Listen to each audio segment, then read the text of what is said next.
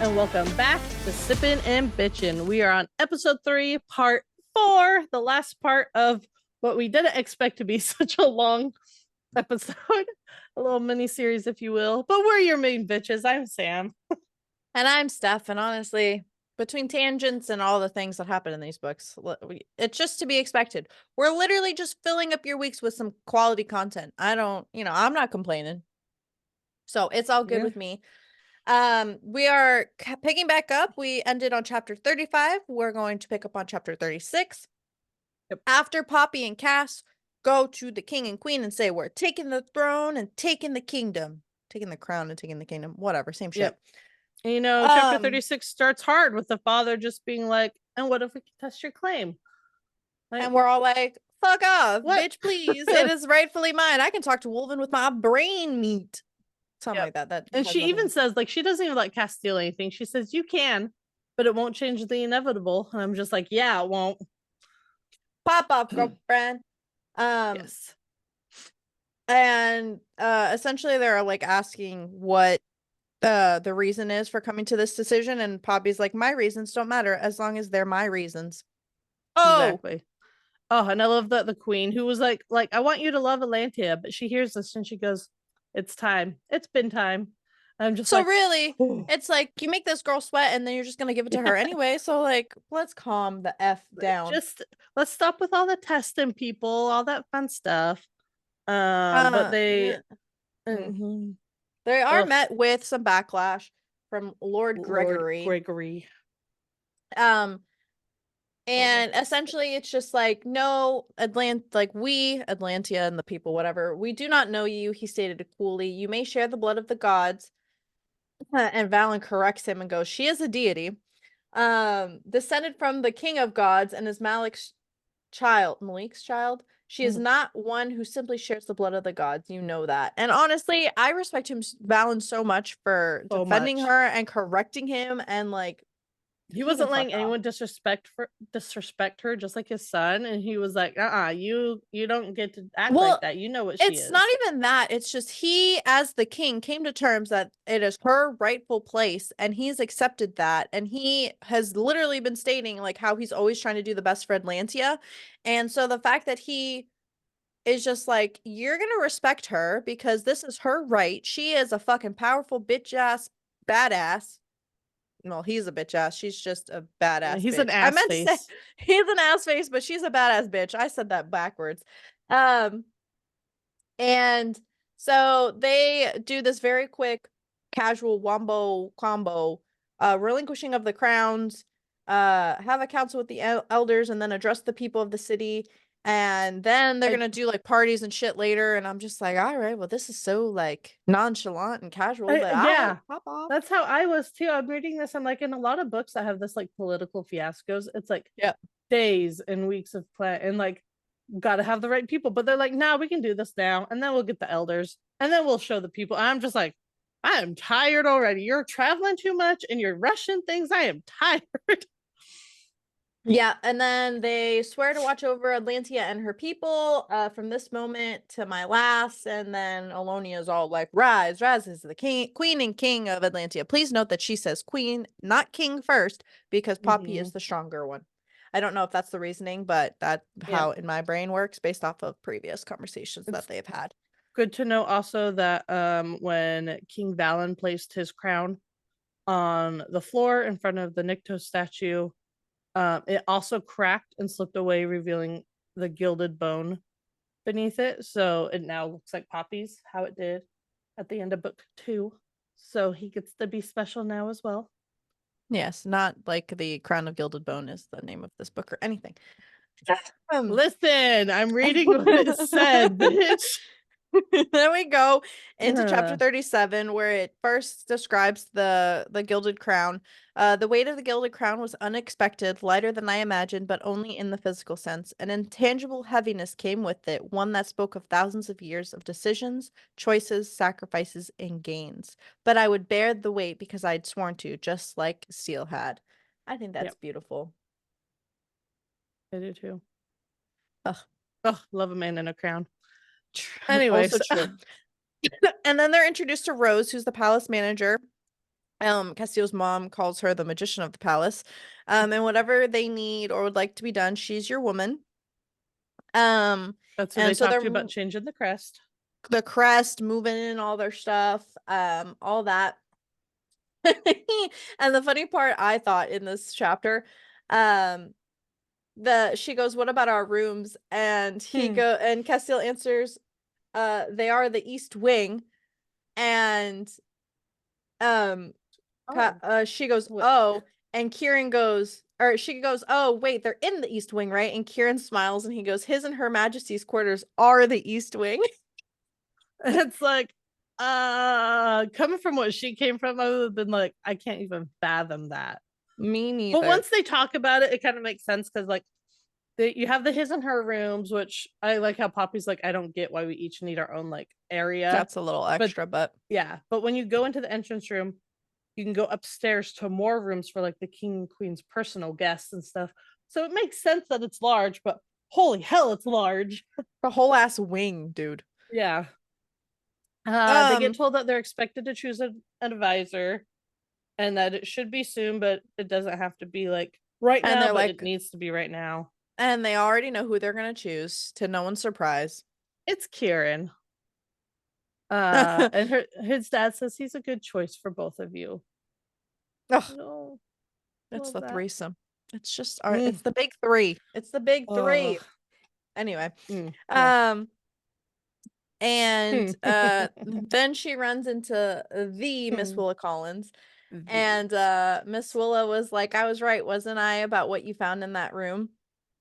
And I think that that's such a great little like a little tidbit. It was just like alluding to the first Mhm. book where we're first introduced, and this is the whole full circle moment of how she was the one who quote unquote introduced them, and then here they are now. So much growth has happened. It's only been 3 books, and she essentially anticipated all this happening, and she's just like, "You found like happiness, you found love, you found life, you found all these things that you were searching for, even things you weren't searching for." I don't know. It's very, very nice. It's a quick sweet moment. She's freaking out because Castile just met her too, and he's got this mischievous smile. But then things kind of break up quickly, and the elders come in and they sit at like down for the whole meeting. Um, and Willa's out of her mind now. She's like, that's kind of out of my mind because now real stuff is happening. No shit. And they're all Oh just like man. staring at her, and she's feeling nervous. And And then Castile, then we have Lord Face 2.0, as Sam likes to ass coin these face, terms. Lord ass face. Okay, whatever I just said. You said Lord Uh, face. well, in my head I said ass face. Guys, he's not Uh, a germ. He has a face. Castile's just like, "You're being disrespectful. You will bow before your queen, or you will bleed before her. It is your choice." Yeah, because he's making a big stink about like, oh, these issues were brought up, but we didn't actually discuss them. And we're like, there's nothing to really discuss. So know your place. Yeah. Oh, and then they real big embarrass him because they're like, you have not shown respect to your queen. That's what leads Castile to say this, but like he didn't bow to her. He's not saying your majesty to her. He's Nope. doing the big disrespect. And He's not that's even why like our talking to her like king, she's a human. Oh, well, yeah, she's not, whatever. You know what I'm trying to say. yeah, yeah, like a person. And that's what causes our king to say, you will bow before your queen or you will bleed before her. It's your choice. But yeah, then they're talking about their meeting with Ian and what he said, and Immortal Elder is just like, "Travel to Elysium to awake Nyctos." I mean, no offense by saying this, but are you two out of your minds? I mean, yeah, Yes. duh. Have you met them? Um, and Willa, I love Willa in these moments because she gives absolutely zero fucks. She No. very much is just like, "I'm my authentic self. I'm going to speak my mind. I'm a badass She's bitch. I'm older old than as all fuck. them. I'm Yeah. old as fuck. I've lived so many lives. Like, I don't have patience or the time to deal with your bullshit." And she's just like, "I'd rather be optimistic than bigoted and closed-minded, but I am never naive. I have more than 1,000 years on you." Shocker. "Consider that before you speak so ignorantly, and maybe you will save yourself from future embarrassment." Pop off. And I'm just like, all right. And then so Willa's essentially giving them their blessing to go wake Nyktos and do all of Mm-hmm. that. And Willa's only warning was, whatever you do, do not enter Dalos, the city of gods. You will know it when you see it. If you enter, you will never return. And like, I'm a trustee. Yeah. I listen, she hasn't steered us wrong yet. Mm-hmm. So then we go into chapter 38. Um, The meeting and kind of ends there. Like they kind of yeah, disperse. because Um, whatever. and it's so funny. It's cat. She's waiting for Willa to kind of be alone for a second, and then she goes over to talk to her, and she asks her about like why were you at the Red Pearl? Like wasn't it dangerous? And she's like, oh, that's the best kind of fun, and I all have of a that. thirst for exploration. Yeah. Something like that. Uh, and we find out she's a seer. She's one of Yes. the greatest seers Atlantia has ever known. And then she says, when I saw you in the Red Pearl, I knew you wore a mask, not the one that hid your identity, but one you were forced to wear for many years beneath the veil. One you didn't know that you even wore. I saw you and I knew you were the maiden. I knew you were a second daughter, one who shared the blood of the gods. And I knew he was seeking the same thing that led you to the Red Pearl that night. And she's like, but he was there to discuss his plans. And she says, that was one of the reasons. But deep inside, he was searching for the same as you, to live. And then she continues to go on and say, you weren't the only one seeking sanctuary that night. He was in need of shelter, one that could bear the weight of his desires, his love, and his plan. And he found it. He may have given you freedom, but you have given him more than you could ever know. Oh, I love I her. love she's so and like I love her little back and forth. But also the funniest part Mhm. was is like they kind of end this conversation and Willa goes, shit. Poppy thanks her for answering the questions and she goes, always. And if you become ... curious enough to ask those other questions I'm sure you are brewing in your head, I'll be more than happy to answer them or refer you to a certain chapter. Alluding She to her knows that diary. she's read it. Um, Uh and then they're asking about a prophecy because she's a seer and everything, like superstitions and all that stuff. And Willa says, your namesake was so wise she could see beyond the day before her. But what she saw is not what they believe. You are not the great conspirator, but one of two who will stand between what has awakened and the retribution it seeks to reap against man and God. tell me how I just processed what that means, but I can't say what that means. I processed it too when I was rereading it. That's why I highlighted it. Well, Come along that anyway. journey with us. Like this, okay, it's so funny when you like don't understand the things that are said until you understand the things that are said, and you're just like, Yeah. oh shit. Yep. Anyway, Yep. this is just a crazy long ride. And then Willa introduces them It's just so uh appropriate. to the kingdom as the King of Blood and Ash and the Queen of Blood and Ash. Or Mhm. the King of Blood and Ash and the Queen of Flesh and Fire. Yes. Which Poppy heard the phrase twice before. Castiel's mom had said it when she first saw me, and it had been mentioned in the prophecy that Alistair had recited. Fuck that man. Well, he's dead, so Which it doesn't really that would matter. be so confusing to be like, my title was in that prophecy, but she said the prophecy is not what we think. So it's like, what is it then? Oh. Oh. And then Uh Atlanteans and mortals, and not and just Wolven, Wolven. were feet pounding the dirt and their fists striking stone. The sound reverberating through the yard, the streets, the balconies, and from the terraces. Many were on their knees, slamming their heads down. And alone, Alana? Did we decide that was Alana? We're going with It, Alana. it, They're it sending was a... like Eliana or I thought that was the Ileana. other one. I thought that was... Uh-uh. Okay. Anyway, they're sending a message and then they're like, what kind? That they are yours and that if need be, they will go to war for you. Oh And I no, the other one is Eliana. This one yes, is that's why almost like Elena. Sorry. yeah, that's why I was like, I'm just gonna let Sorry. you I talk. had to think back. Um But yes, they're sending a well, message. yeah. And then so Willa turns back to the crowd, which had quieted once again after the whole pounding and support. And she says, from the blood and ash and the kingdom of flesh and fire, our king and queen have ascended the throne. sworn to defend Atlantia from enemies known and unseen, to rule with kindness and strength, and to lead with compassion and justice. From this moment to their last moments, they are your protectors. And the people celebrated. And I think one of the lines that I love about this book is from this moment to their last moment. I very much like that. It's like, instead of till death do us part, it's from our till our last moment. And I think that's, I don't know. This feels more impactful. Yeah. Like more productive. I agree with that. And then Cass shows Poppy the rocking horse. Their wing. They're in their wing, and she wants to see his personal effects, because Rose is like, "Oh, some of your personal effects," and Poppy's like, "I want to see your underwear." Oh, yeah. Oh, yeah. Oh. Anyway, instead they're looking at a rocking horse, not underwear. Yeah, that Malik made for Cass's 6th birthday. And then they go into a whole birthday conversation, and Castile says, "I was born on the first day of the 6th month," and Poppy goes, "I was born in the 4th month," and Castile goes, and she goes, "I don't know. I mean, I don't remember. I have these vague memories of celebrating a birthday when I was younger, but after my parents died, neither Ian nor I really celebrated. And I guess over the years we sort of forgot the date, so we picked a random day in April for me and December for him."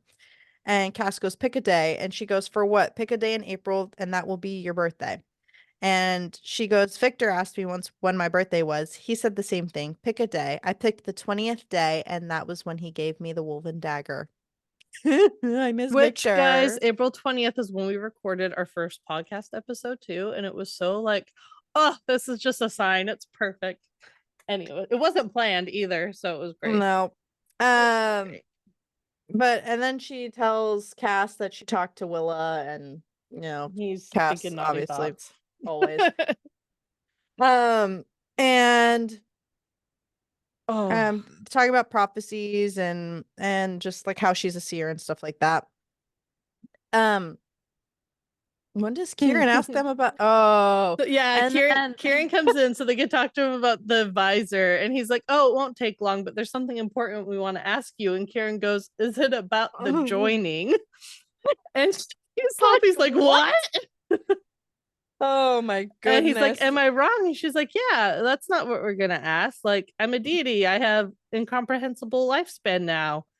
And Castiel's then like, she comes to the realization that she'll outlive Cass. Yep. And so that's gonna be a whole other issue. And he's like, "But we have a very long time before we have to stress over that." And she's like, "I'm stressing over it now." Oh, but Kieran, yeah. is it about the and joining? then Cass goes, "We wanted to ask if you would do us the honor of being the advisor to the crown." And then he's like, "I had this whole speech planned about how you've been a brother to me and that there's no one I trust more, but now things are just kind of awkward because of the joining conversation."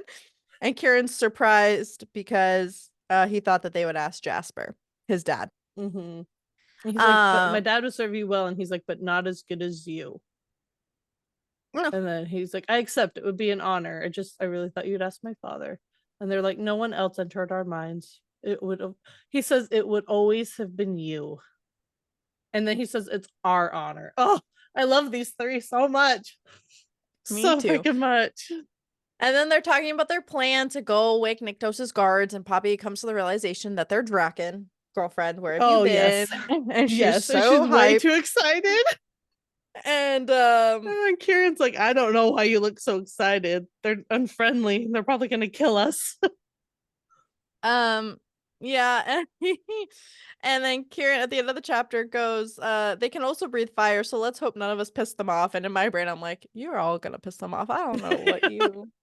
I don't know. Especially considering they took Emil with them and Niall. Like, they should have known someone's gonna piss someone off.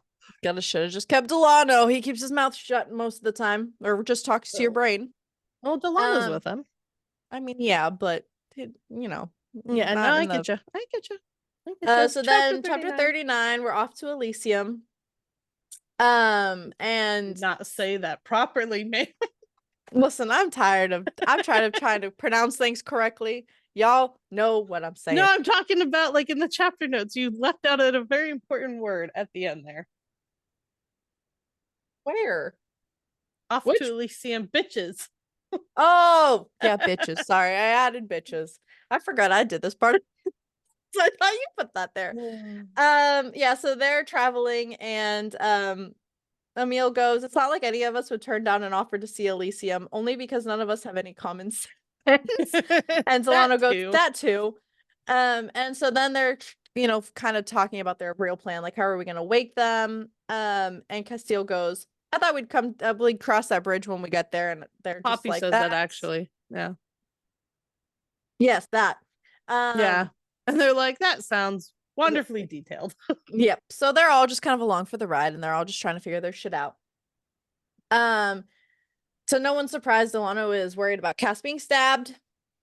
Yep. Which she And would so deserve. they're It's okay. going down a tunnel, and the tunnel collapses, and Venetta's all like, but like not really. And so Venetta's just like, if either of you two drop me, I'm going to be so pissed. And Emil goes, Netta, if we drop you, I'm gonna throw myself in after you. And I think this is so cute. Yeah. And then we're both gonna find out what's below these tunnels. Venetta goes, we're both gonna be dead then. And Emil's like, semantics, and that's very something like I would say. I just seeing Emil like flirting with Vanetta, I love it. It's so cute. Yeah, and then they're just trying to figure out how the hell to save Venetta, and Poppy's just like, I'm just gonna will it to be. She has this very powerful moment of like, why can't my power be good for this? And then she's like, wait a minute, who says could it be. can't? And yeah, she uses it to help her back up. And they're like, how'd you do that? And she's like, I just pictured it like you said, and hoped it didn't, break her bones. And Venetta's Could you like, imagine? You didn't know it wouldn't do that? And she's like, nope. And I was like, I need to lay down again. Yeah, so then they're still traveling, and chapter 40 goes into Poppy just kind of shooting through the mist and like YOLO. She's like the biggest YOLOer. Like, yeah.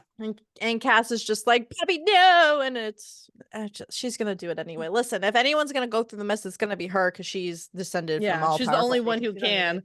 But Castile does not like that fact. Of course not. And then we get our first look at Elysium. The sky was a shade of blue that reminded me of the Wolven's eyes, pale and wintry, but the air was warm and smelled of lilacs. My gaze swept over the landscape. Gods, I whispered, lifting my chin as my gaze crawled up and up the massive statues carved out of what I assumed was shadowstone. They were as tall as the ones I'd seen in Avamon, those that had appeared to scrape the sky, and there had to be hundreds of them standing in line, continuing on to the left and right as far as I could see, maybe even thousands. Damn, could you imagine? The statues were of women, their heads lowered, each hand held a stone sword that jutted forward. The stone women had wings sprouting from their backs, splayed wide, each touching the wings of the one standing on either side of them. They formed a chain of sorts, blocking whatever resided beyond. You could only pass through under the wings. Oh, dun, yeah. dun, dun. And then, I'm sorry. And then everyone else comes out. I guess Spy Kids is really a big part of this book now.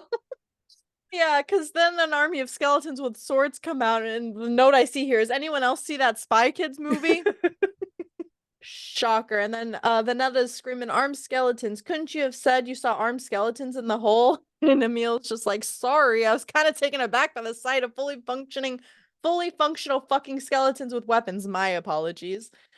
And Poppy calls them her soldiers. That's so funny. And then they see snakes. And Emil regrets every decision to join them. And like, honestly, I'd be the same. Between falling, skeletons with swords, and snakes, you lost me. You know what I'm saying? Not even just skeletons with swords. It's like geysers happen like out of the ground suddenly. Then there's the skeletons. Then there's you can deal with geysers. And they're like black, oily smoke that the snakes came out of their mouths. And it's like,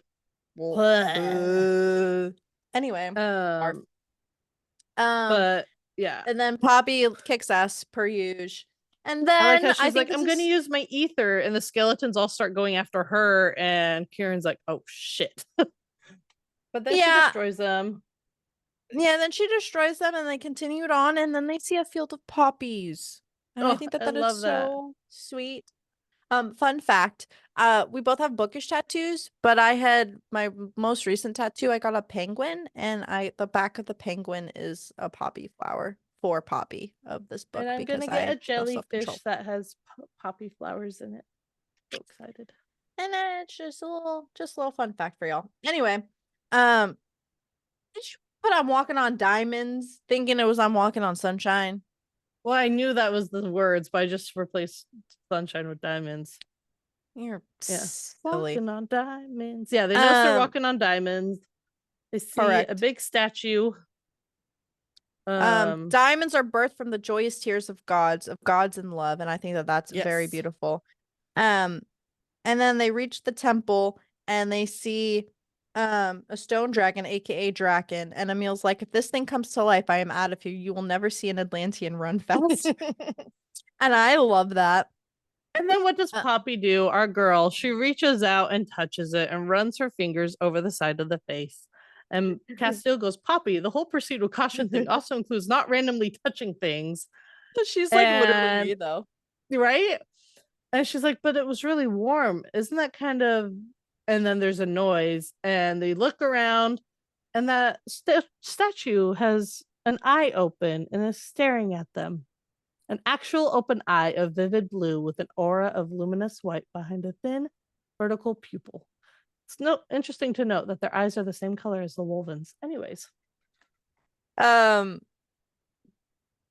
and then they turn around and they could see a man standing on the temple steps between two pillars. He was tall, taller than even Castile. Mid-length brown hair fell to his shoulders, glinting a coppery red in the sunlight. The dusky, wheatish skin of his features was all planes and angles, pieced together with the same beautiful mastery as the stone shell that had encased the draken.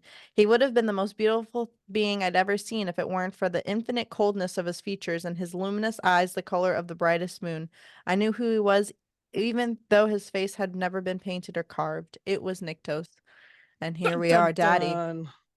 We got a lot of dun-dun-duns in this book, let me tell you. Daddy Nyktos in the house. And then we go into chapter 41 where Poppy is so focused that she forgets to bow to kind of show her respect. And Nyktos goes, interesting, you've awakened Nectus. Oh, and still breathe. That can only mean one thing. My blood kneels before me.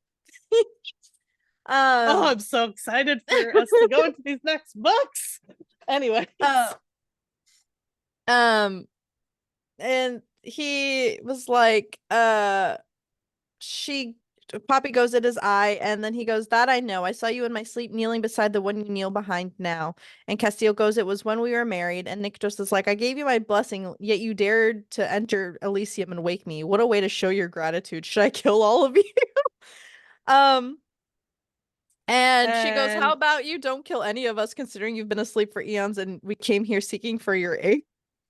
And so he's like, okay, how about I just kill you? And Castile like jumps up and defends her. And he's like, she means no disrespect. But he's she like, kind but of she has her. disrespected me. And she sees that like Kieran's fingers are digging into the diamonds, and she realizes that this is a situation where the Wolven they won't protect her because they're literally standing before the god that made what they are possible. And so that's not something they can just kind of like turn against. And then he's like, okay, maybe I should kill Castile then, because that would serve as a better lesson for your death. And she like feels a lot of fear, and she just straight up tells him no. And he's like, no. And she gets this image in her mind of the silver-haired woman that she's seen before, standing before another as the stars fell from the sky, her hands balled into fists, her words came from my lips. So she didn't think these words. She ended up speaking these words. And it says, I will not let you harm him or any of my friends. And Nyktos has an interesting reaction. He like tilts his head and like his eyes go wide for a second. And he's just like, interesting. Now I understand why sleep has been so hard lately, why we dream so intensely. And then he's like, you don't need anyone to stand before you in defense.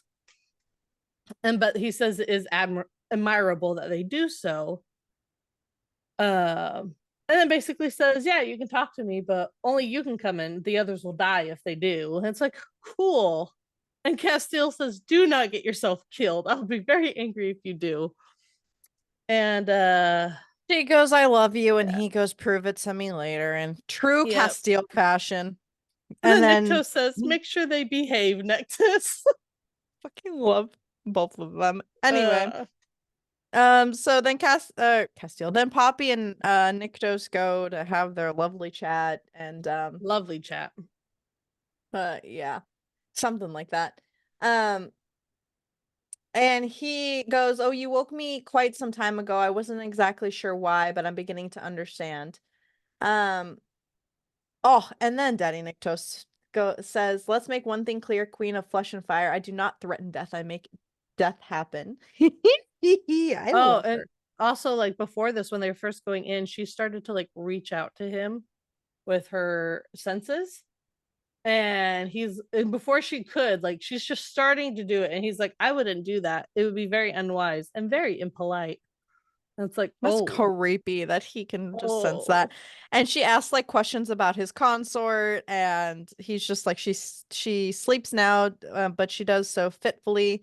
Um, and that the others have been like, it's been on and off for centuries, but more frequent in the last 2 decades that the other gods have been like asleep.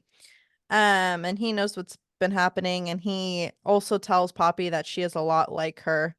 because Poppy's Um, upset. She's like, you know what's been happening and you haven't done anything. And he's like, you are so much like her. She's going to be thrilled to learn this. Yes, she um, is. and then they go into a whole history lesson that Big y'all can, lesson. yeah, y'all can read, but essentially he explains like why the consort sleeps fitfully. And he calls Mm-hmm. her Poppy, which I think is very interesting. Like he's kind of just Right. met her and he's calling her Poppy. And Poppy's asking questions like, how is a god born in the mortal realm? And he goes, good question, they should not be. And He smiles saying this. and then she goes, are you a primal? And he goes, I am. And that means you have primal blood in you, and that is what fuels what that bravery of yours. That is why you are so powerful. Oh. And then they talk about her mother, um, Yep. and her brother, and literally a history lesson in a nutshell. And Then he tells her like you have to ask like one question. You don't have time for it yeah, because we your ain't got friends time can't for all stay this. here. And he goes, you came to ask for my aid, there's nothing I can do for you. And she goes, I don't need your aid, I need the aid of your guards. And he goes, you know who my guards are? And she goes, now I do. And then she's like, you're aware of what's going on. And she asks him, do you know what the revenants are? And he said, an abomination of life and of death. What you face is a greater evil that should not be, and I am sorry that you will see what is to come. And he goes, you need to leave. And she goes, but your guards. And the chapter ends with, you are born of flesh with the fire of the gods in your blood. You are the bringer of life and the bringer of death. You are the queen of flesh and fire. Do more than one crown, one kingdom. What you seek, you already have. You always have had the power in you. Dun dun dun. Now it's my All turn to right. do dun dun dun. I just put ominous in the chapter notes. Yep. And so you always had the power in you is words that echo through her brain. And they've made it back to the Avamon Palace several days later, and Mm-hmm. she's kind of just sitting with these words, trying to figure out what they mean. Trying to figure out what to do now because they're really like that was their like Yeah, banking saving on grace. this Yeah. kind of thing, and now they're like, okay, we gotta do this anyways. Now, how are we gonna do this without them? Uh, Uh, and then they're talking, they're bonding, and and then she meets Gianna, Gianna. Ugh. and in true girl faction, oh man, Gianna was hoping she wouldn't know who she is, but she did. Oh, this was after a very disrespectful interface with one of the asshats. Anyways, Yeah, we don't want to give attention to yeah. all these asshats. But Gianna's like, I was hoping you wouldn't know like who she was. And Poppy's like, me too. And she's like, only because you're very beautiful and don't resemble a Barat. And because I like you after just speaking with you for a few moments. I would prefer not to like the person my father-in-law wished his son had married, but here we are. And Gianna's like, I have no feelings for your husband. And Poppy's just like, no feelings for your husband, not before, not now. And Poppy's like, good, because if you did, I would probably tear you apart limb by limb and then feed what remained to a pack of hungry barats, whatever. Now, would you like to find Kieran? I think I remember which room he's in. Oh my goodness. Oh, and then she's with Castile and she's like, I met Gianna today. And Castile's like, what? And she's like, she's quite beautiful. You failed to mention that. Something you failed to mention. And Kieran's like, oh, that's not all you said. she's like, how do you know? And she's like, well, the Wolven couldn't help but tell everyone what happened. Oh my Uh, goodness, and that's so love it. funny. Love And petty then they're moments. and then they're going over their game plan, and now they're taking a ship to Oak Ambler to kind of, because they set a meeting, um, and they'll travel by sea. Which, fun fact, I get seasick, and yeah, I get seasick. Period. You just get Period. sick. Point blank. Okay, whatever. Um. And so the chapter ends because they're trying to figure out their plan. And Poppy's just like, if they don't agree, the only option we will be left with is one that ensures that revenants can't be used or can be dealt with. And there's only one way we can do that. We cut the head off the snake, we destroy the blood crown in its entirety, and I can do that. Yep. Or so she thinks, to be honest with you. I think this girl's giving herself more credit than whatever. Anyway. Uh, so chapter 43 is A they're great now chapter.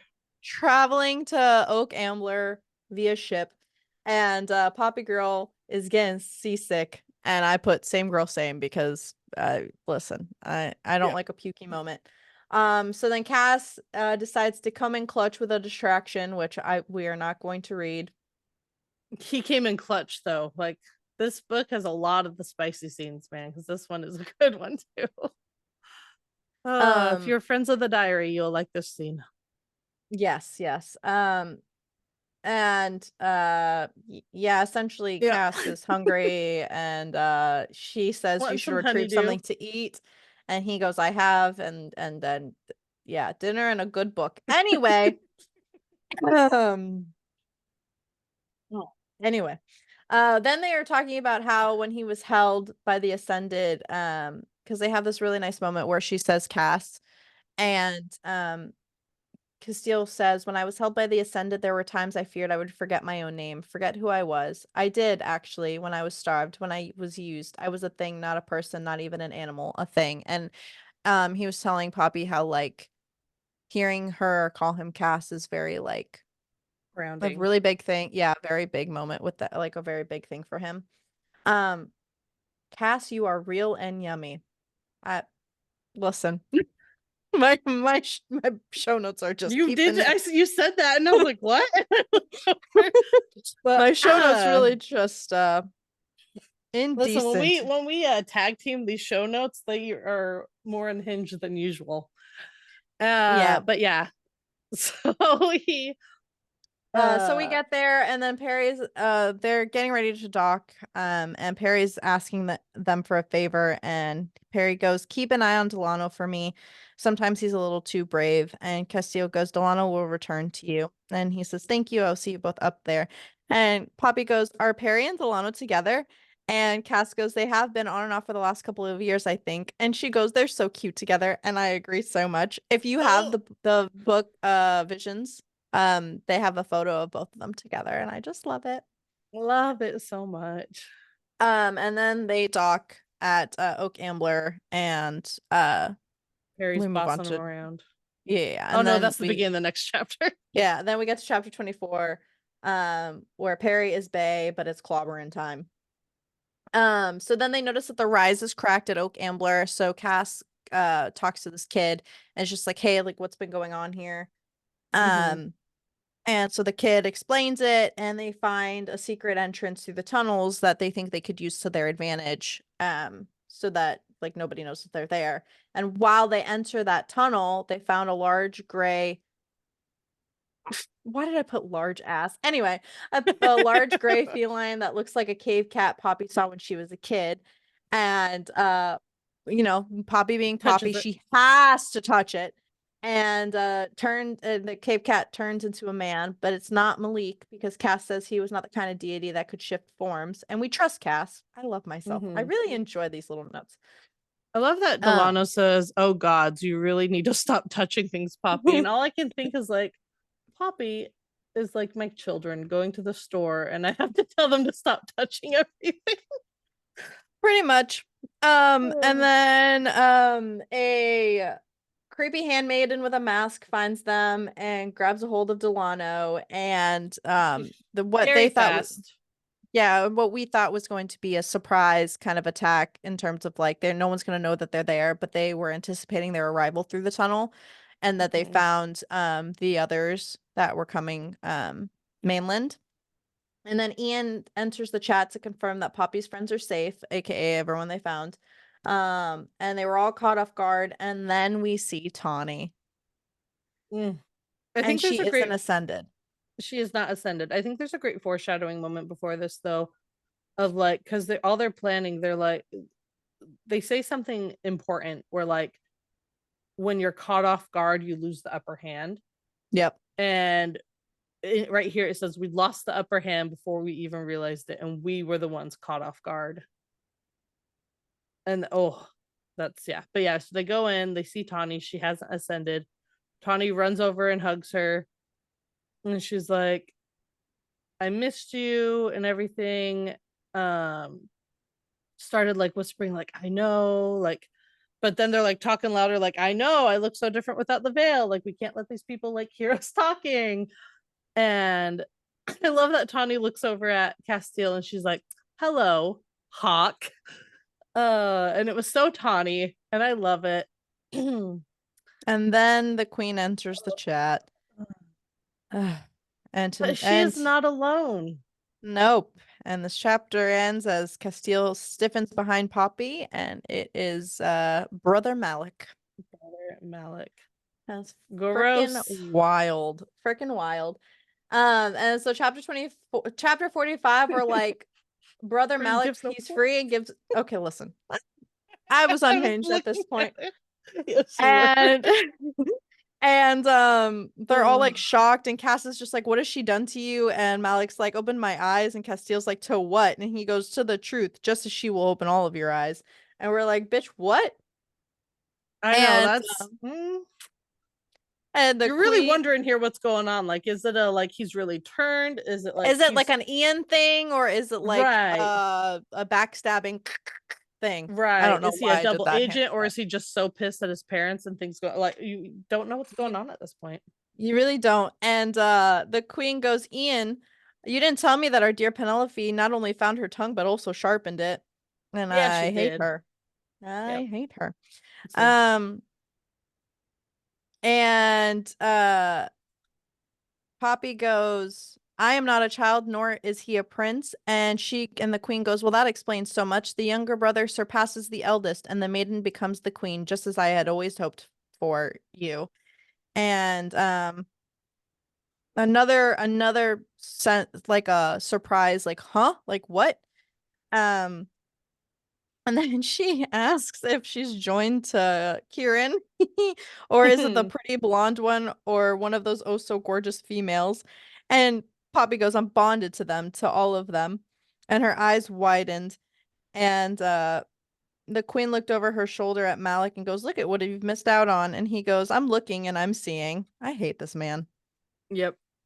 And then the Queen Elena turns to Delano and she's just like, you see, I've always seen my dear Penelope as the future Queen of Atlantia, just married to the wrong brother, and everyone's shocked, and she's just like, drinks? And Malik confirms what she just said, Yep. that he was He was supposed to be supposed her yep. ascension. And I'm just like, ugh.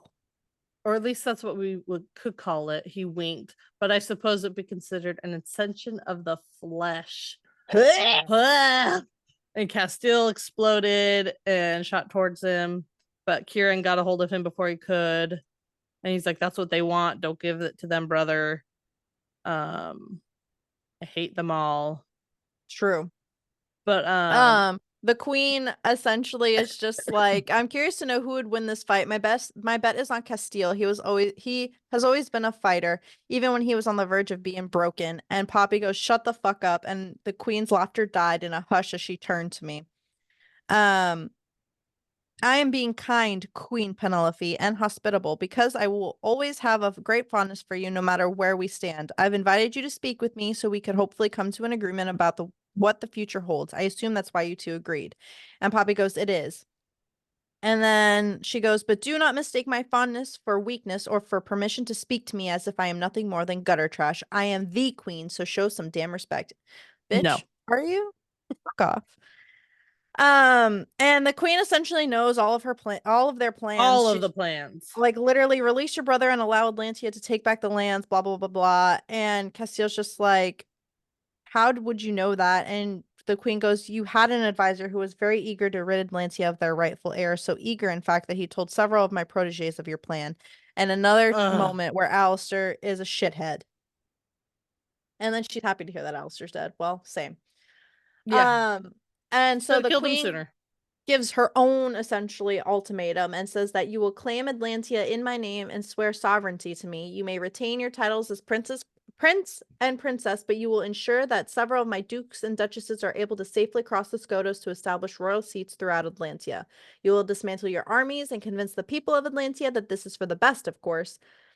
And um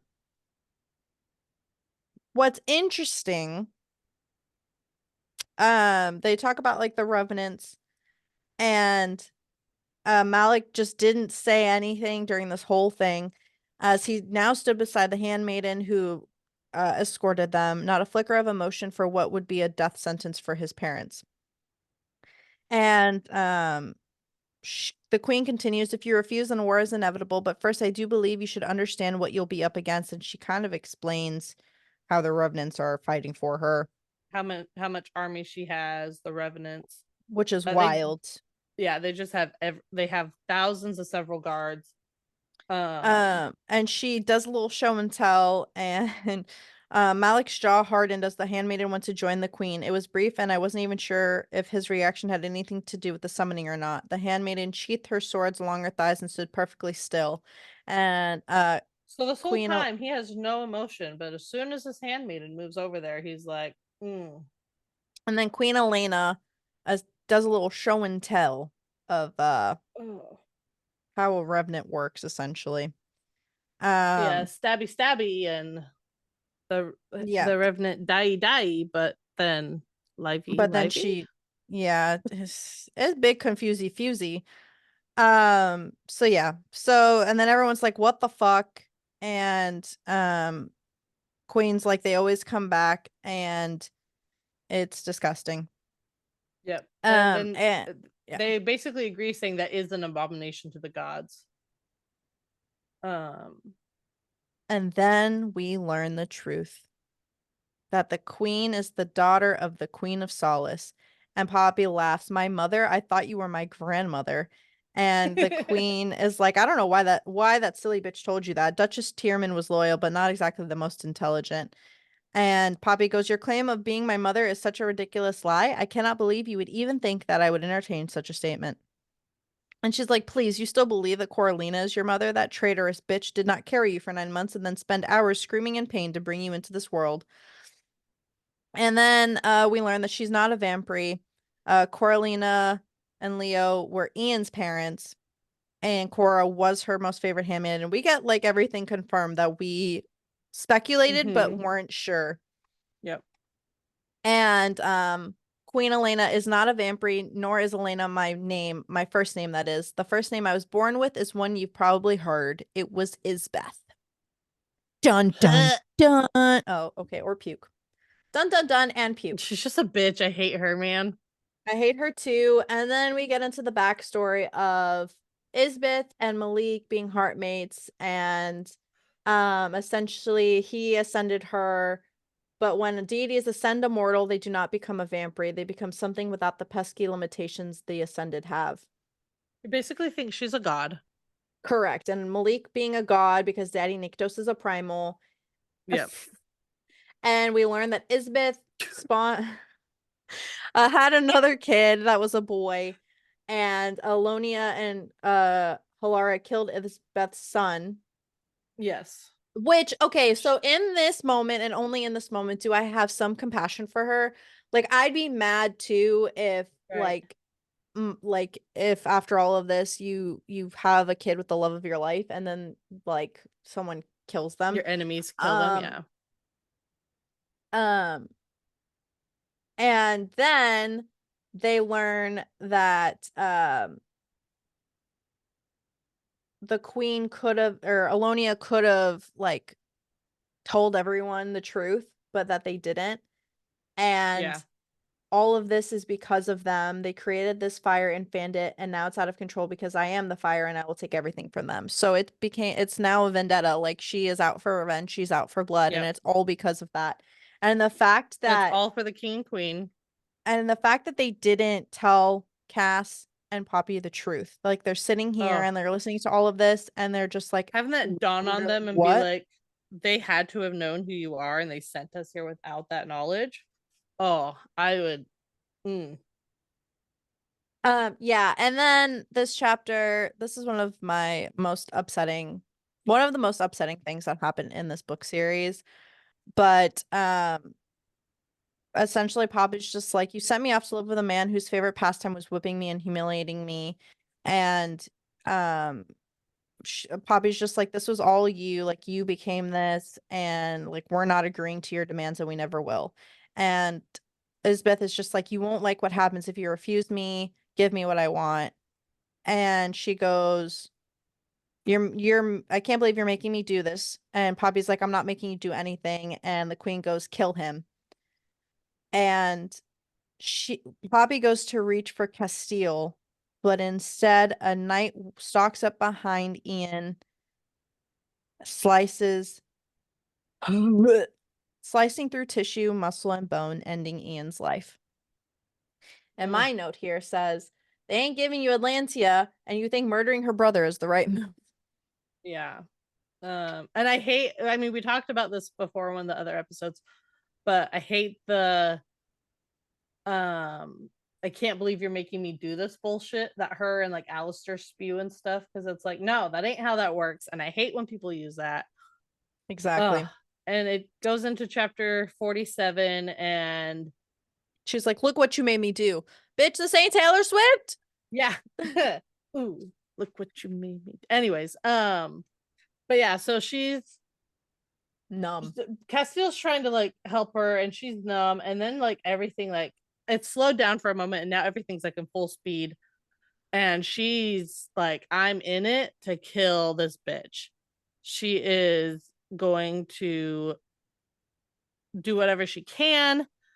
She wants to kill Isbeth for what she did, and she's like attacking her, but the queen is like laughing. She says she threw her head back and laughed. I lost control of my will as Castile whipped around, staring at the Blood Queen. Did you not believe what I said, dear child? She reached out, flickering a red painted nail against the thrumming wall of power. The light flared and then collapsed into shimmery dust.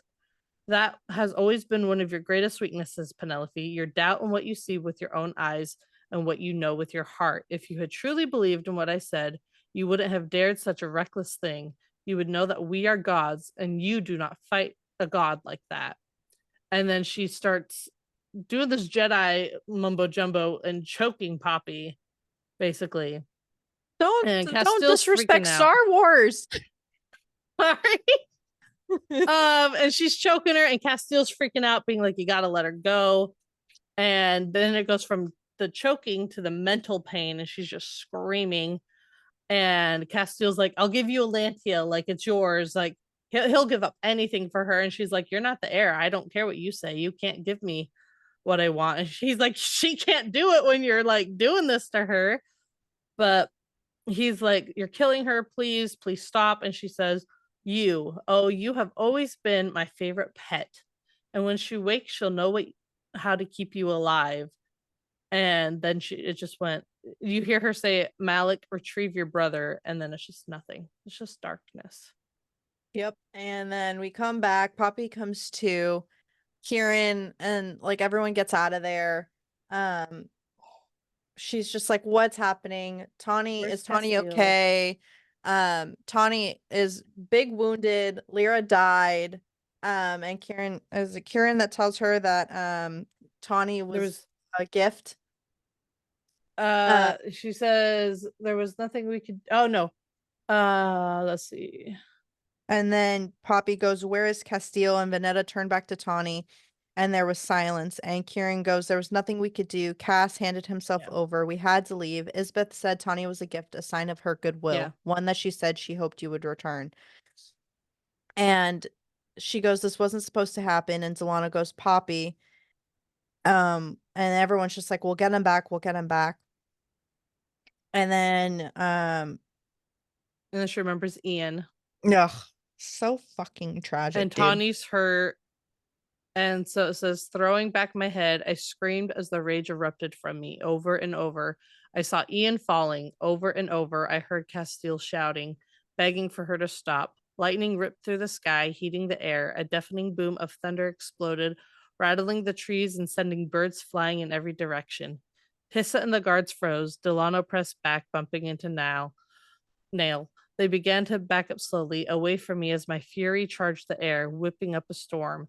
And in the distant part of my mind, I realized it had always been me. It hadn't been the gods that caused the storms. It hadn't been Nyktos. The blood rain had been them, but this was me. The violent stir of energy colliding with the world around me. It had always been me, this absolute power. But I wasn't me. I wasn't the queen of flesh and fire. And Vanez pleading with her to stop, and the handmaiden comes out, and she's just like, these people have nothing to do with this. Like, don't destroy this town. Like, I will wreck your shit. You Which is don't very stop. interesting that someone who supposedly works for the queen is coming out and you learn that everyone has already left. There's nothing to do, but she's still there. She's protecting the people and basically told Kieran, like, if you don't stop her, I will. And we learn that she has Shadowstone, which won't Mm-hmm. kill her, but it will put her down into a state where she wouldn't be able to do anything. And Um, and then Poppy's like, or the handmaiden goes, did you have a choice when you were the maiden? And Poppy stares at the handmaiden. She could have struck me with one of the Shadowstone arrows at any point, and I doubted she would have missed. But she hadn't. She stood between me and the villagers outside the city, the poorest among those who called Solace home, not between me and the ascended. And so, and she goes on to say, do you really think that is a threat that I fear dying after doing it as many times as I have? I welcome the final death. I don't blame her, man. Honestly, same. You're like a pawn in a bigger game, and that's not a way to live. And essentially she's trying to figure out where they took Castile, and the handmaiden goes, she'll take him to the capital. I don't know where. No one knows where she keeps her pets. Oh, hate that. And the But handmaiden goes even the and handmaiden showed disgust at that.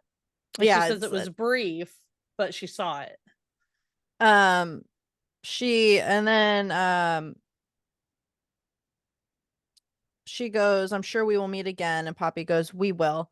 And so now we're trying to keep track of Tawny. Like she's worried about Tawny, trying to figure out. She wanted to feel her feelings. She wanted to feel her grief, but like she couldn't. Like she's the queen. She just Yeah. lost her husband and the king to like there's so much happening, and this is another case of her not being able to process her emotions fully. Yep. And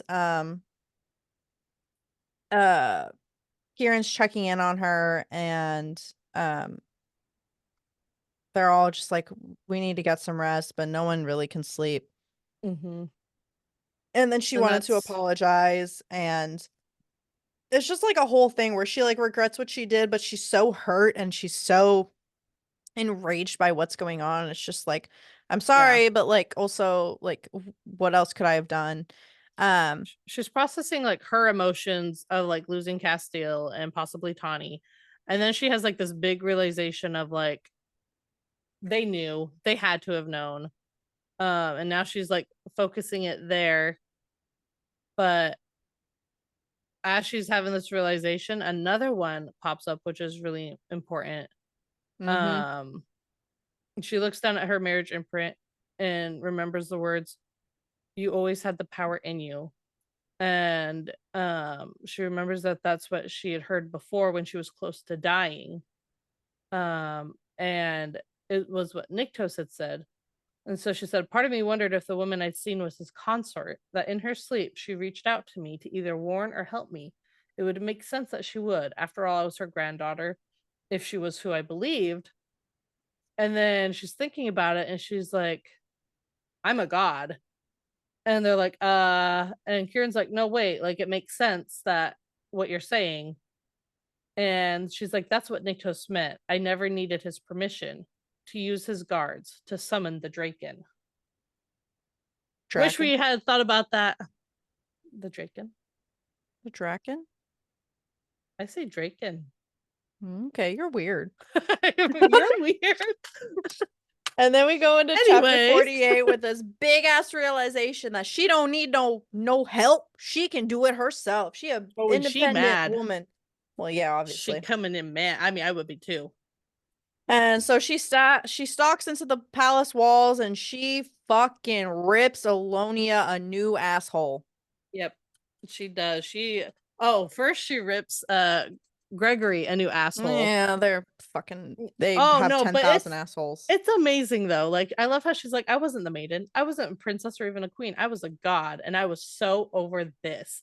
And then she just like rips him up and he's finally like, oh, she says, um, how he's like talking to her is inappropriate, but she says, not just because I'm your queen, but because I'm the grandchild of Nyctos and you speak to a god with such disrespect.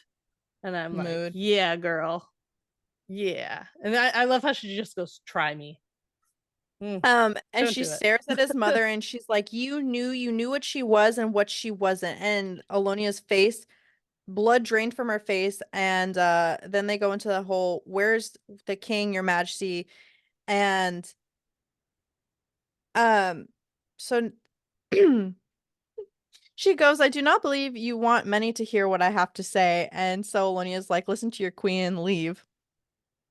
And so then she's like, ask me whose blood stains my clothes. And Alonia goes, whose blood? And Poppy goes, my brother's. He was slaughtered when I refused to join the Blood Crown, uniting the kingdoms under the sovereignty of Solace. He didn't even see it coming. They cut his head from his shoulders, and he did nothing to deserve that. Nothing. She did it because she could. Now ask me where your son is.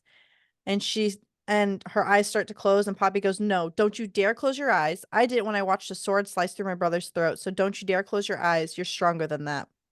Oh, I love that And part. so Poppy tells her that Isbeth took him, and you know exactly why she wanted your sons. It's not just to make more ascended, it's personal.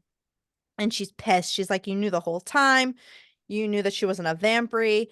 And it goes this whole thing, and Alonia goes, I didn't know that at first. I swear to you, I had no idea that she wasn't a vampire. She had black eyes just like the others that were made after her. And just because her eyes were black, but not like the Ascended, they've always been black. And she goes, I didn't know. I didn't know until I found out Malik, until I found Malik and entombed him. Bitch, that was a long ass time ago. You could have told us. Mm-hmm. And and then Poppy tells the queen or Alonia that Malik is alive and he's doing just fine, cozied up with the queen. And she couldn't believe it. And Alonia goes, it's my fault. And Poppy goes, no No shit. shit.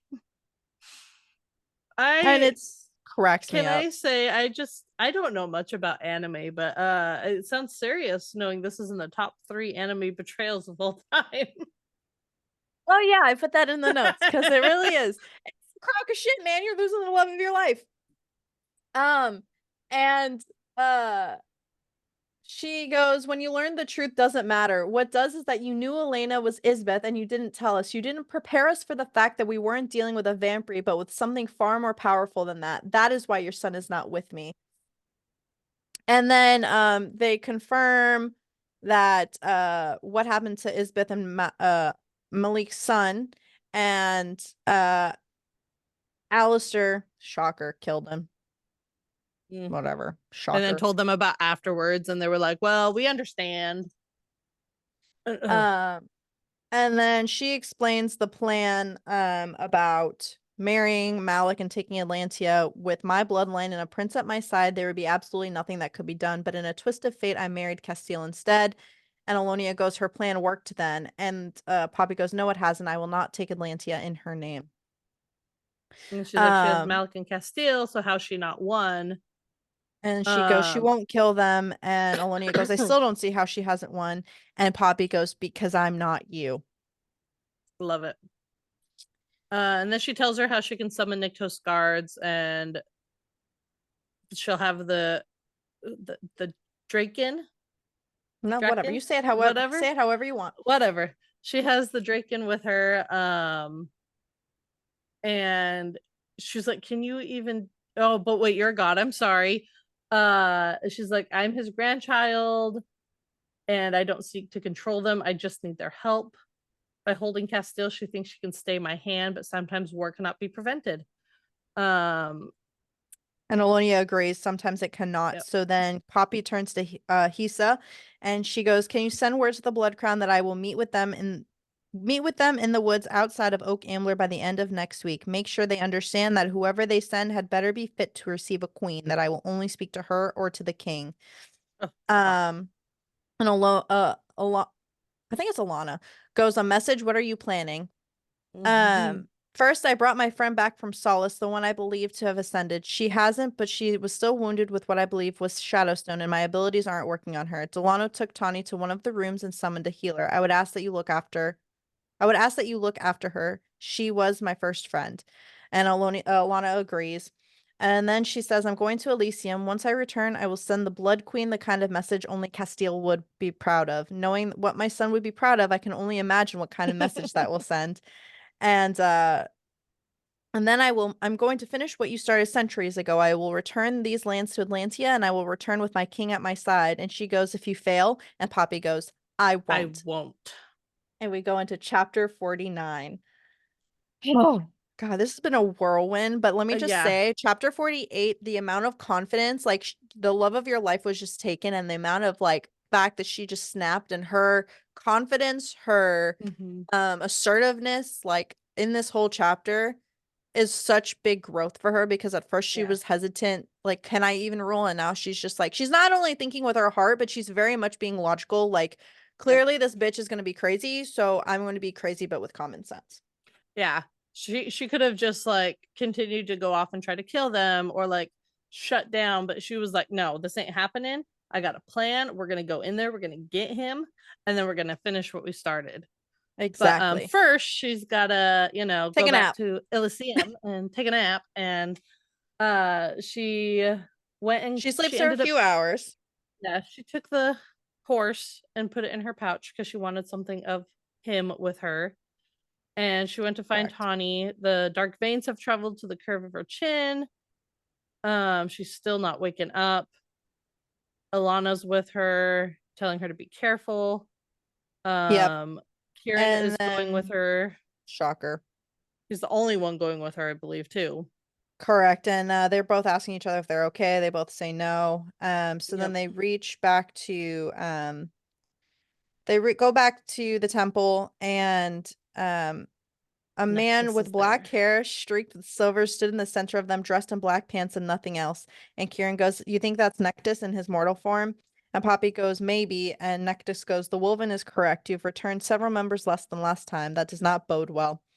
And Nectus goes, "If you are seeking Nyktos, you are not in luck. He has joined his consort once more in sleep." And I said, "I'm not." And she says, "I'm not here to see Nyktos." And he goes, "I understand. Or is it that you now understand the power you wield?" Oh. And he says, "Before you speak, you must be sure, for these words cannot be rescinded. Once you summon the flesh and fire of the gods to protect and serve you, to keep you safe, they will be cast in fire and carved in flesh." And Poppy goes, "I'm sure." And Nectus is like, "You are not ready for war." And Poppy goes, "I do seek to do all these things, whatever, but I wouldn't be here if I wasn't, but I do not plan to soak the lands with blood and leave nothing but ruins behind." And Nectus goes, then you plan to take what is owed to you and bear the weight of 2 crowns?" And she goes, "Yes." "And will you help bring back what was ours to protect, what will allow the consort to awake?" Which we don't know that, even reading all the Mm-mm. books. Uh-uh. So, you know, and she's like, what is it that I need to help bring back?" And she goes, "Your father." And he goes, and she's like, "Malik?" And he goes, "Malik is lost to us. He was lost to us before anyone really realized." And Nectus is like, "Malik isn't your father. The blood that courses through you is that of his twin, Iris." Yeah, we're gonna go I say Iris. Iris, but I don't know. But can I just say, like, here it is again. We think we know. We're getting on track with who she is, and boom, another thing. Like, no, Malik's not your father. He's your uncle, bitch. His twin Accurate. is your father, and it's like, oh, And then she comes to the realization that that large cave cat that they saw was her father, what's her father? because they confirmed that he could shift forms. Mm-hmm. Um, God, and then, um, she goes, she says she's a god because Malik ascended her, and Nectus goes, a god, a laugh left the ancient dragon. A god is not is a god is born, not created. What she is, she's like the revenants, an abomination of all that is godly. And Castiel then hit it right. then they agree that that your enemy is truly their enemy, and Nectus shares that he has a daughter. Um, and he doesn't know if she lives. She She went was into the young when mortal we realms went to with sleep. Iris. Yeah, and she went to the mortal realms, and Kieran asks what her name is, and her name is Jadis. Um, and then Nectus is like, "You ready, girlfriend?" And then she says the whole "I summon thee." And Nectus goes, "From this moment to the last moment, they are yours, queen of flesh and fire." Ugh, I love this so much. Sorry. Anyway, I really yep. love we learn a little bit about Nectus. We learn more about Poppy. Like Nectus would know because he's been with them this entire time, you know what I mean? Mm-hmm. Her family. And then we move into the last fucking chapter of this book. Oh, this I, chapter. I hate it here. Anyway, let me not sing. Yeah. They have a healer for Tawny, that Hmm. Willa was able to bring in, but Hmm. but whatever was doing was working, but it was also changing her. Like her golden bronze curls were now bone white. So that's a very stark difference. Correct. And she's telling Tawny while she sleeps about the Draken. She's like, they're beautiful, if a bit temperamental, and a little grumpy. And Kieran goes, grumpy? More like bitey. And she says, you deserved it. And then she tells Tawny he got too close to one and he was resting. Almost lost a hand. He's like more like an arm. But Kieran, you're gonna learn, has a fun back and forth with a special dragon whose name is Reaver, and it's funny and it makes us laugh. But they travel back to um Atlantia to Science Cove and kind of are talking over their plans and what they're gonna do. And Valen is there and he's talking to them and giving his support to Poppy, but he also asks for a big favor. He says, if you see my other son before I do, all I ask is that you make his death as quick and painless as possible. And she said, I will. And so I love that he's like, I get it, he's lost to us. I want you to just make sure that like you take care of it. Like don't let him suffer. But if this is who he is, this is what needs to happen. Agreed. And then he says thank you, and then they take off, and you see that the Draken are flying, and it's really cool. Reaver is there. And we're also Um, introduced to a female Draken called Aurelia. yes, she's the one who Um, got into her human form and like introduced all the Draken and their names. Correct. So yeah, so they're traveling to kind of send this message that Castile would be proud of. And so they finally reach where they're going, and there's a revenant that goes, "I don't know why you're smiling. I don't believe things went well for you the last time you were here." And she goes, "I truly hope it is not you that they sent to speak with me. If so, I can assure you that tonight will not end well for you." And the revenant goes, "Ouch." Yeah. And that Uh, cracks me up. we find out that they sent the Blood King there to Mm, talk to her, bitch. and he calls her Maiden, and Oh, he's a bitch ass, and we hate. I almost said we love him. We hate him. Um, and Delano. Oh, Delano. He steps up and he's like, "You will address her as Queen Penelope or Your Majesty." And I'm like, "Yeah, Delano." But then the king is like, "Nothing more than a heathen, an overgrown dog, disgusting." And she goes, "Disgusting? The one beside me comes from the line of those given mortal by Nyctos himself. The one who stands to your left reeks of decay and rot." And the revenant frowns and like picks the front of his tunic. He's like, "I do not. Rude." And she's like, "Oh, I'm sorry," and looks at the king. "Is it you who taints the air instead?" And he's like, "I'd watch your tongue." And she's maiden. like, "Yeah, maiden." Oh, I hate him. Um, where Every part of her screamed in rage, and he goes, "You do know that he has found his stay with us to be less than pleasant, dear Ilana, Ileana. almost had Oh him yeah. convinced that you had been captured in spite of his sacrifice. His screams of rage were serenades for the ages, and her jaw clenches. And he goes, "What? You have nothing to say? You do not ask about his well-being? No begging, no threatening? I at least expected one threat from you after hearing Ileana wax poetically about her." And Poppy interrupts. She says, "Call her by her real name. I'm sure you know it's Isbeth." And his eyes narrowed. "She is no longer Isbeth. And what do you think she is? Ileana the goddess?" And he goes, "What do you think?" And she goes, "A god. I know a god cannot be made. She is nothing more than a twisted mess of bitterness and greed made manifest." And he's like, "What does that make you?" And she goes, "An actual god." Um, and he tells Poppy that she should do what she requests. She is your mother. And Poppy goes, "I couldn't care less. Believe it or not, I didn't come here to spend time insulting the Blood Queen." And he's like, "You came to surrender, to submit?" And she goes, "I came to send a message."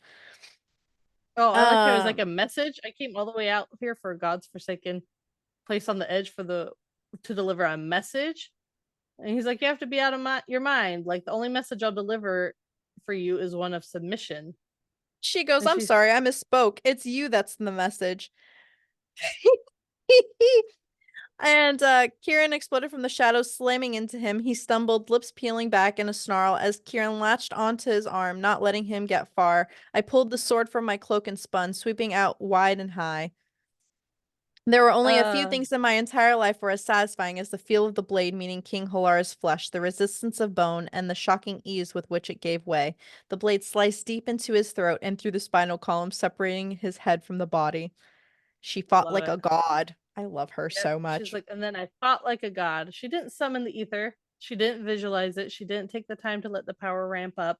She didn't need to because it was always there and she simply willed it. The shields exploded and then the swords. The necks of the knights twisted sideways, silencing their screams before they even formed. Their arms broke, bones cracked throughout the body, their legs bent backwards and then tore them apart from the inside. And then she And then looks the at the revenant. That And the won't work Reverend's on like, me. "Nope." And she goes, "No, it won't," as a rush of wind whipped above. And the Reverend's like, "What the?" And Poppy's like, "But this will. Fire of the gods, right? That will kill you." And the Revenant goes, "Good fucking gods. Is that?" And he doesn't get And any more because Reaver Reaver. slams his spiked tail into his chest, and she's like, "That wasn't part of the plan." And And he Reaver's flew like, and she's like, sideways. Really? To Reaver? And he Oh my, laughs. He that's straight up so funny. laughs. I mean, honestly. Um, and then Poppy goes, "That was part of the message that I want you to deliver to your queen." And the Reverend groans, "Fuck. I want you," and Poppy goes, "I want you to deliver that to her, the head of King Halara. I want you to thank her for me, for teaching me how to fight like a god. Tell her that was for Ian." And then she goes, "Now this is the really important part. I need you to make sure she understands that I'm coming for her, that I will burn every revenant that stands between her and me. I will strike down every ascended who defends her. I will topple every castle she seeks to hide in. Make sure she understands that her survival hinges on Castile. She will release him, or she will see each and every one of her cities leveled. If she touches him again, I will destroy her precious Malik, and I can. I know where to find him. He lives for now. And if she kills Castile, if anyone kills him, I will make sure her death is a slow one that will take hundreds of years to complete, if not thousands. You understand?" That's a fucking message, Poppy. Mm-hmm. And And he the Revenant says, "Yep." understands. And then she says, "Good. Make sure she knows that I am the chosen, the one who is blessed, and I carry the blood of the King of Gods in me. I am the Liesa to the Wolven, the second daughter, the true heir owed the crowns of Atlantia and Solace. I am the queen of flesh and fire, and the gods' guards ride with me. Tell the Blood Queen to prepare for war." Dun That's dun a dun. that's a fucking message if I've ever heard of one, to be Uh, honest with you. Castile would be proud of her. That is a message he would be proud of. I know, it's fucking wild. But this book And ends on yet another cliffhanger. yep, and you're thinking, "Oh man, I can't wait to find out what's next." Well, guess what? We're not going to the next book next. No, we're Nope. jumping into the Shadow of Embers to meet some of the gods and goddesses that were mentioned and learn their stories.